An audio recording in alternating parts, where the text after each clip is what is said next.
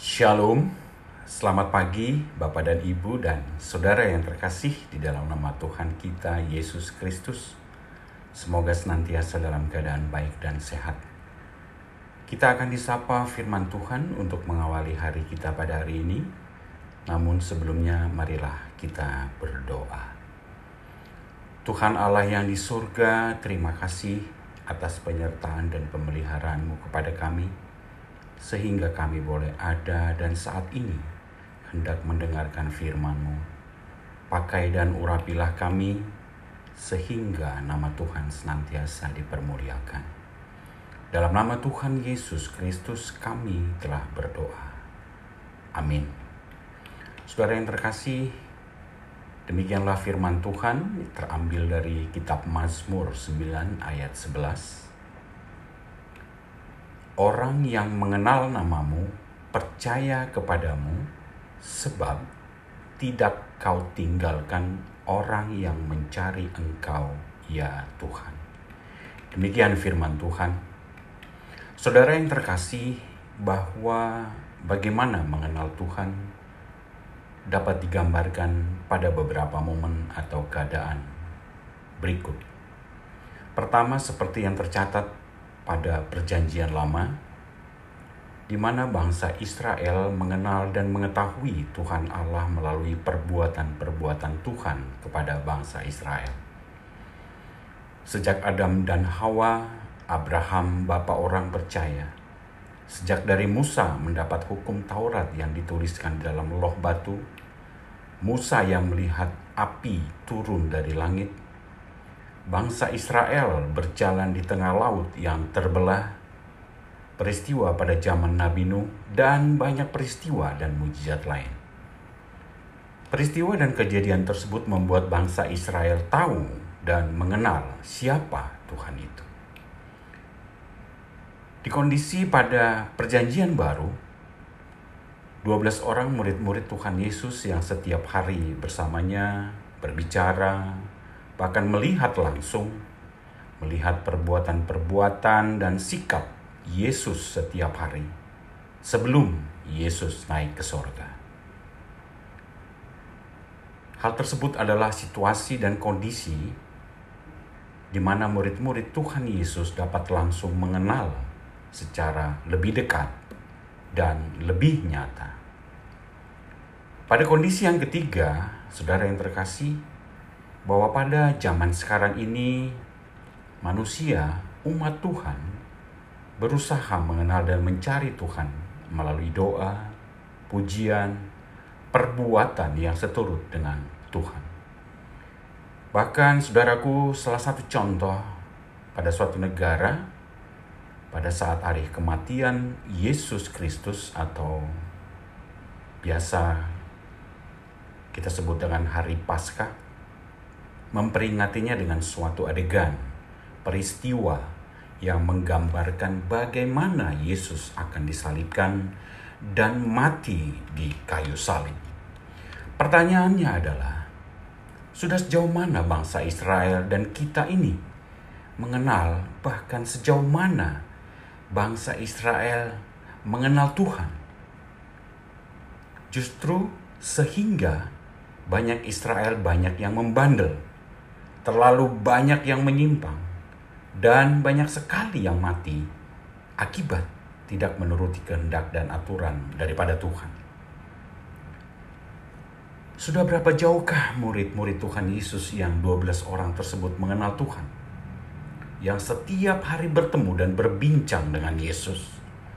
Bahkan Alkitab mencatat seorang murid Yesus mengkhianati Yesus sampai tersalib. Saudara yang terkasih, Alkitab mencatat sebagai contoh di mana seorang yang tidak mengenal Yesus, dia adalah seorang perwira militer pada saat itu di Israel yang menginginkan salah seorang anak buahnya yang sakit sudah lama sekali dan ingin mendapat kesembuhan dari Tuhan Yesus. Karena sudah berobat kemana-mana, tidak mendapatkan kesembuhan. Si perwira sudah sering mendengar nama Tuhan Yesus, namun belum pernah bertemu. Hingga pada suatu momen di Kapernaum, si perwira bertemu dengan Yesus dan mengungkapkan keinginannya dengan ikhlas dan jujur agar anak buahnya yang sedang sakit dapat disembuhkan oleh Yesus. Saudara yang terkasih, apa yang terjadi? Bahwa Yesus menyembuhkannya. Yesus menyembuhkan anak buah si perwira yang sedang sakit. Bahkan Yesus mengatakan, belum pernah menemukan iman sebesar ini di Israel. Luar biasa, bukan, saudara terkasih? Sangat luar biasa. Firman Tuhan di Yohanes 20 ayat 29 mengatakan, salah satu perkataan Yesus kepada muridnya si Thomas. Kata Yesus kepadanya, karena engkau telah melihat aku, maka engkau percaya. Berbahagialah mereka yang tidak melihat, namun percaya.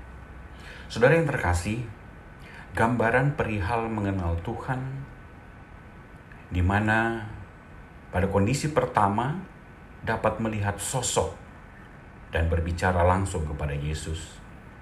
Dan kondisi kedua tidak melihat langsung dan tidak berbicara dengan Yesus. Kita melihat bahwa otoritas kuasa sepenuhnya ada pada Tuhan Yesus. Saudara yang terkasih, kata mencari engkau, tanda kutip, dalam nats ini bermakna meminta, memohon kepada Tuhan secara terus-menerus dan berkesinambungan sampai Tuhan sendiri yang menjawab. Karena otoritas, kuasa ada pada Tuhan Yesus. Dan dari gambaran tersebut pula lah kita akan mengatakan bahwa kepunyaan, pengetahuan, pengertian tentang Tuhan bukanlah merupakan ukuran bahwa kita sudah mengenal, tanda kutip, dan benar-benar percaya, tanda kutip, kepada Tuhan. Namun untuk tahu, mengenal, dan terlebih percaya kepada Tuhan, mestilah dengan keterbukaan dan kepasrahan, meniadakan aspek egosentris, keakuan tanpa embel-embel, dan predikat keakuan diri. Firman Tuhan pada Matius 7 ayat 7 mengatakan, mintalah maka akan diberikan kepadamu. Carilah maka kamu akan mendapat. Ketoklah maka pintu akan dibukakan bagimu. Saudara yang terkasih, kita mengaminkan bahwa permohonan dan doa-doa kita dengan kepasrahan kita yang terus-menerus dan tanpa henti kepada Tuhan, kiranya Tuhan berkenan. Karena Tuhan yang berotoritas dan berkuasa sepenuhnya, hanya karena anugerahnya semata. Amin. Kita berdoa. Terima kasih Tuhan atas waktu untuk firman-Mu pada pagi ini. Biarlah kami boleh mengenal-Mu, percaya kepada-Mu, sehingga Engkau pun memberikan kasih-Mu kepada kami.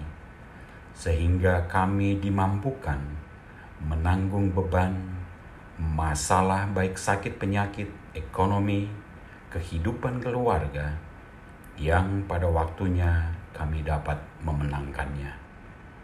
Lawatlah kami Tuhan seluruh umat-Mu, sehingga kami boleh menjadi kesukaan Tuhan. Di dalam nama Tuhan Yesus Kristus, kami naikkan doa kami. Amin.